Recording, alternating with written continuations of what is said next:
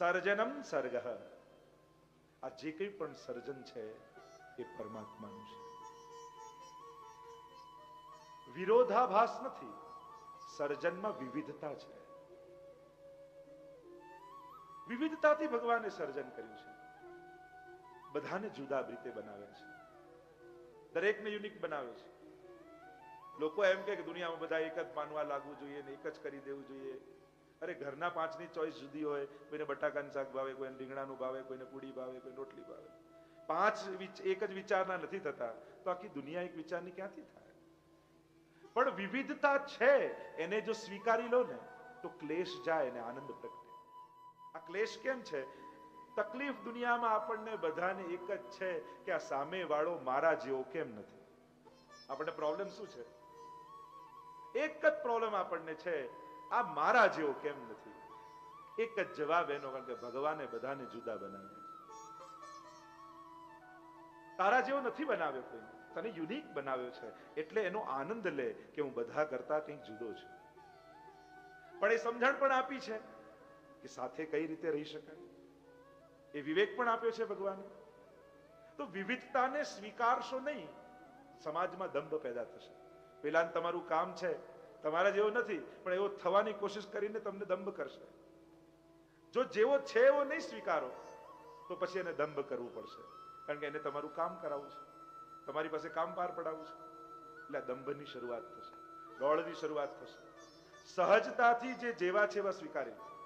બધા આપણા જેવા થઈ શકતા નથી, બધા આપણા જેવું વિચારી શકતા નથી, બધાની ચોઈસ એક સરખી હોતી નથી. હવે તમને ગુલાબી રંગ ગમે છે, હવે કેમ ગમે છે કોઈ એમ પૂછે તેનો શું જવાબ આપો? તમે ગમે છે, હવે એના કારણ ન હોય, એ તમારી પ્રકૃતિ છે ને એ પ્રમાણે તમને ગમે છે. એમ વિભિન્નતા સમાજમાં પ્રગટ કરી છે. ભિન્નપણું છે. દુનિયામાં સુખ દુઃખ તો બધાના સરખા હોય છે. આપણને એમ લાગે કે ના આવું ઘર હોય, આ હોય, આ હોય, ઘરમાં આટલી વસ્તુ હોય એ જ સુખી. તો એનો અર્થ એ થયો કે જંગલમાં રહેતા મસાઈ બધા દુઃખી જ છે, એની પાસે આ બધું નથી. તો સુખ દુઃખમાં કઈ ફેર નથી પડતો. એને 100 સિલિંગ મળે તો એટલો સુખી થાય, તમને લાખ સિલિંગ મળે તમને એટલું સુખી થાય. સુખ દુઃખ તો એ 100માં એને જેટલું ફીલ થાય એટલું લાખમાં તમને થાય. અને જેની પાસે જેટલું વધારે એટલી ઇન્સિક્યોરિટી એની વધારે. જેમ તમારા કામવાળાને ગામમાં જવું હોય, તમને કે 1000 સિલિંગ તો મારે જોઈશે, મારે ગામ જવું છે. પોતાનું શહેર છોડીને બીજે ગામ જઈને 1000માં સેફટી લાગે. અને તમારે જવું હોય તો અરે 50,000 સિલિંગ ખિસ્સામાં ન હોય તો નીકળાય કેમ ઘરેથી? તો વિચાર કરો, વધારે સુખી કોણ, ધનિક કોણ, સિક્યોર કોણ? પેલો 1000માં સેફ છે અને તમે 50,000માં પણ સેફ પોતાને ફીલ નથી કરતા.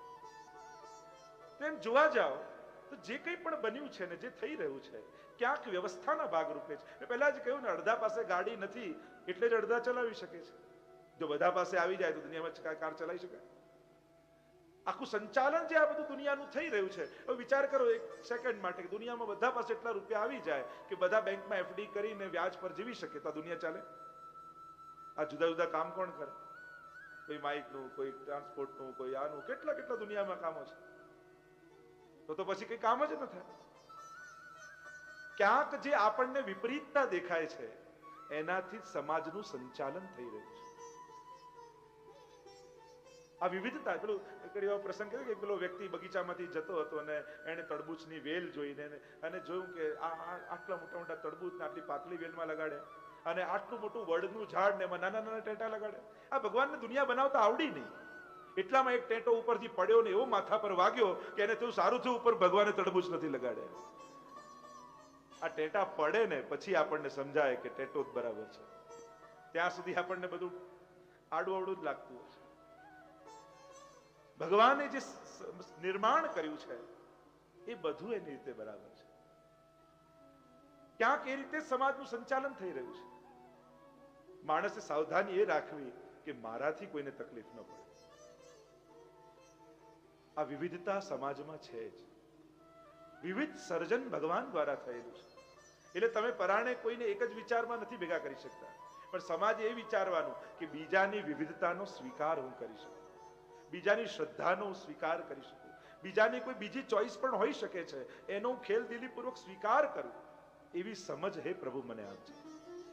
ભગવાન પાસે એવું માંગવાનું, એવું નહીં માંગવાનું કે હું જેમ વિચારું એમ બધા ચાલે. માંગો એવું કે બીજાનો બીજો વિચાર પણ હું સ્વીકારી શકું એટલી ઉદારતા મારા મનને આપજો. આવી જો સમજ ભગવાન પાસે માંગીએ તો સમાજમાં બધું વ્યવસ્થિત ચાલે.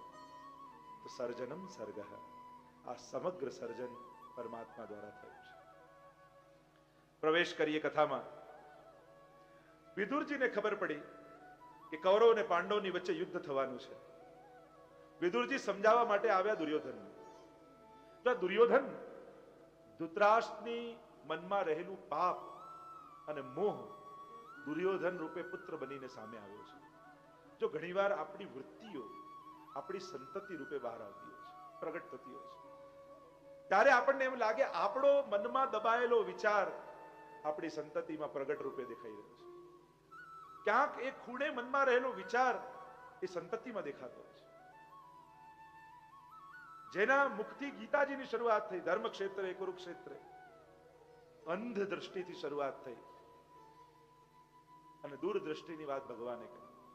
એક અંધ મોહમાં ફસાયેલો વ્યક્તિ બોલે છે, મારા ને તારાની વાત કરનાર. દુર્યોધન એવો દુર્બુદ્ધિ છે, જાણે ધૃતરાષ્ટ્રનું પાપ પ્રગટ થયું છે. જ્યારે સદેવ ત્રિકાળ જ્ઞાની હતો એટલે દુર્યોધન પૂછવા ગયો કે આ યુદ્ધમાં થવાનું શું છે, પણ એને એમ હતું કે કોઈ પૂછે તો જ કહી શકે. અને જ્યાં દુર્યોધને પૂછ્યું એટલે એને કહ્યું કે 18મા દિવસે યુદ્ધ પૂરું થઈ જશે અને કૌરવ હારશે અને દુર્યોધન તારું મૃત્યુ થવાનું છે. દુર્યોધન ગભરાયો ને કહેવા લાગ્યો, આનો બચવાનો કોઈ ઉપાય ખરો?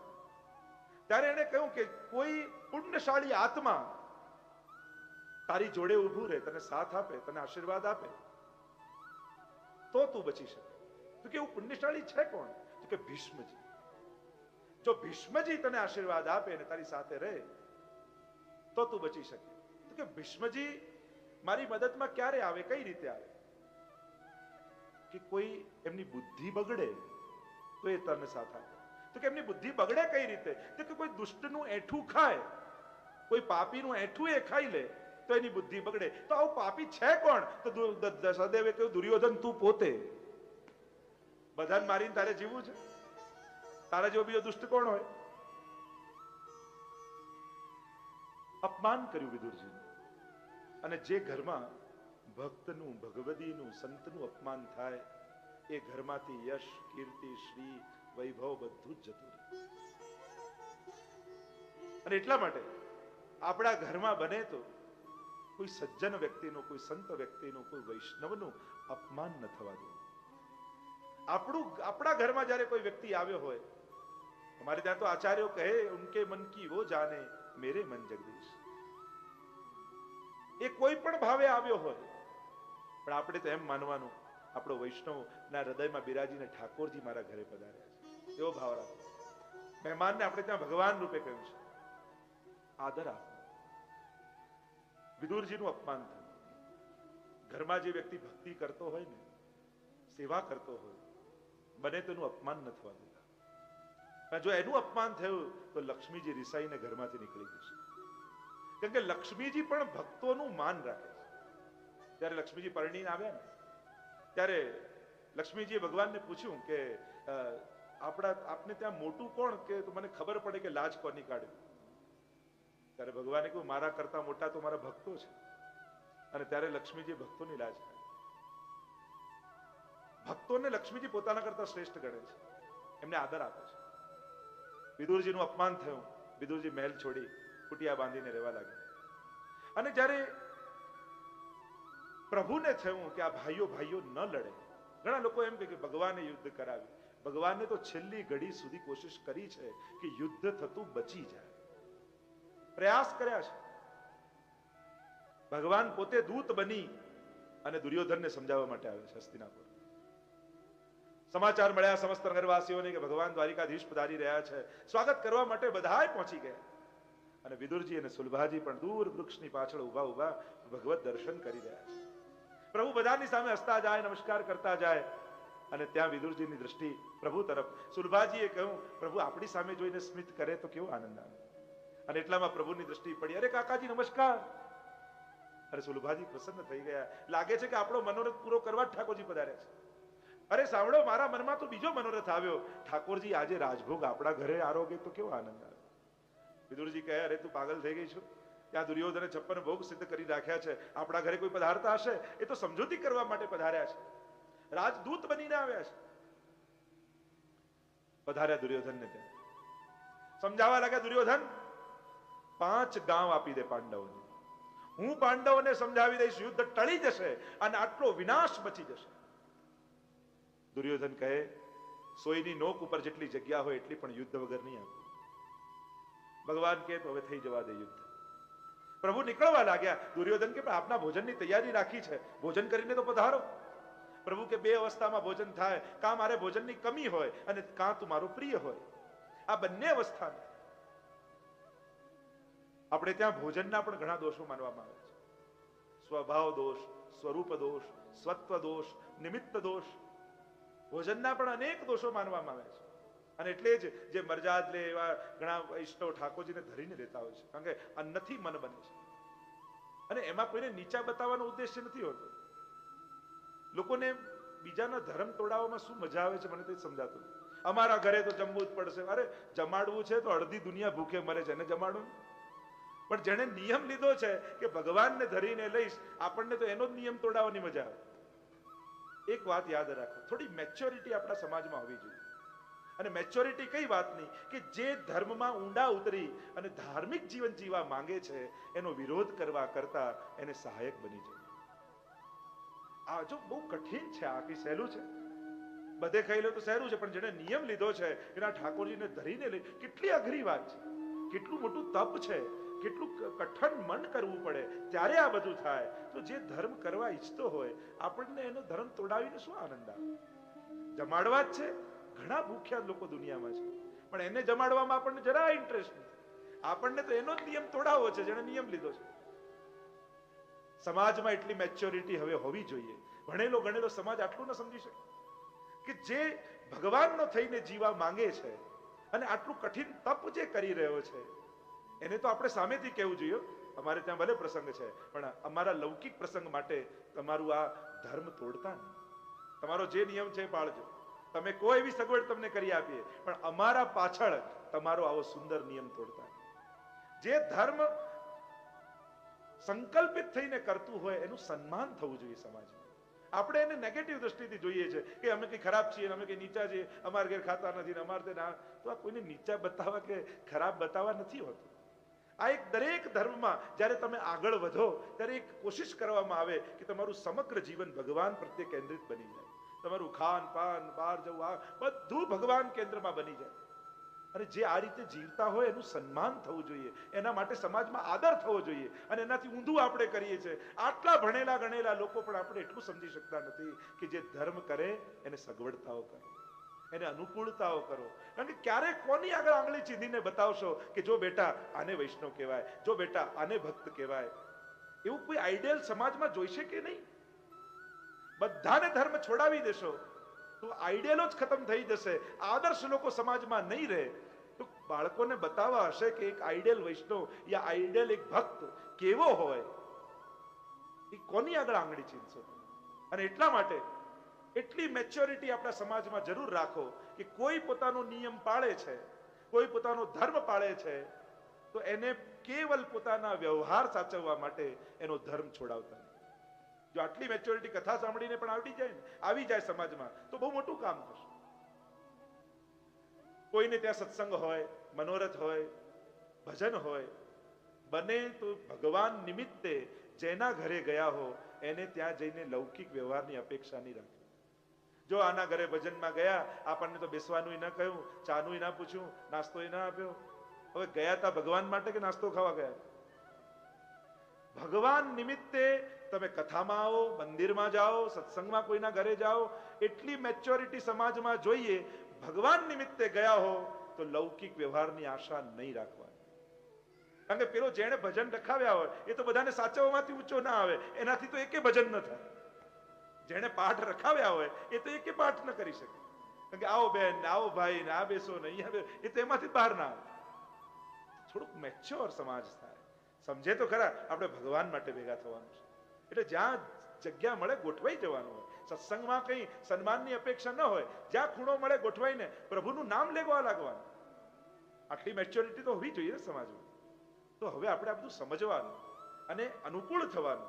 જેને પાઠ રખાવ્યા હોય, ભજન રખાવ્યા હોય, એ તો બિચારો ટેન્શનમાં જ ફરતો હોય, ક્યાંક કોઈને ખોટું ના લાગી જાય. લોકોની સમજ કેવી હોય છે?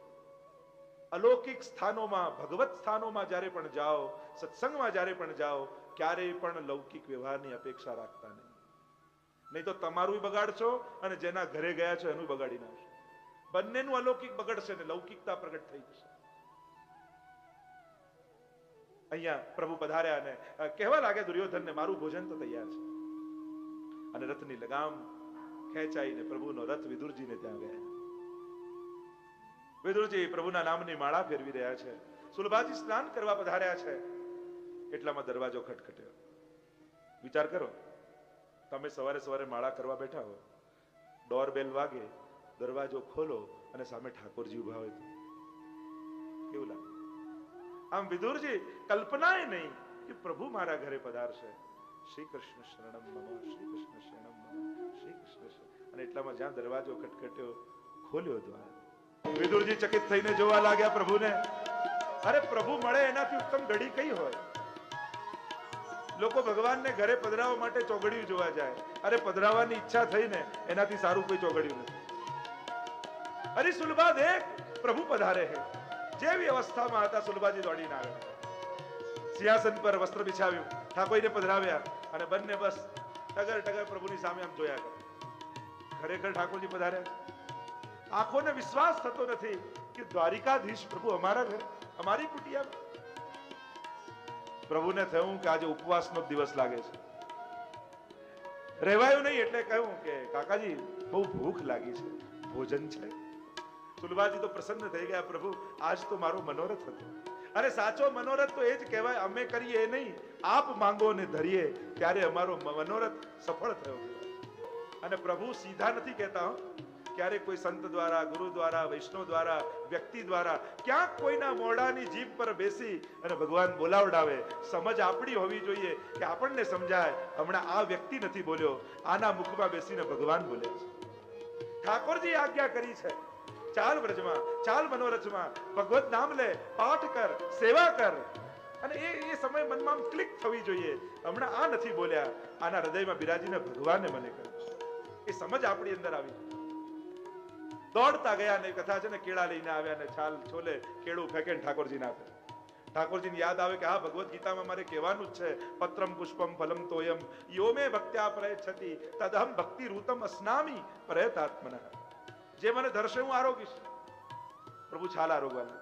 અને વિદુરજીએ જોયું, અરે આમ કરાય, લાવ તને બતાવું કઈ રીતે ભોગ ધરાય. અને ખૂબ બુદ્ધિપૂર્વક સુંદર રીતે છાલ છોલી અને છાલ ફેંકીને કેળું આપ્યું. ઠાકોરજી આરોગ્યા ને એટલું બોલ્યા, કાકાજી છાલમાં જે મીઠાશ હતી એ કેળામાં નથી.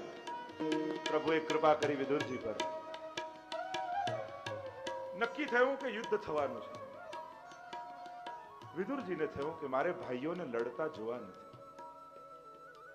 આ ભગવદીઓના લક્ષણ છે. ભક્તોને ક્લેશ ગમતો નથી.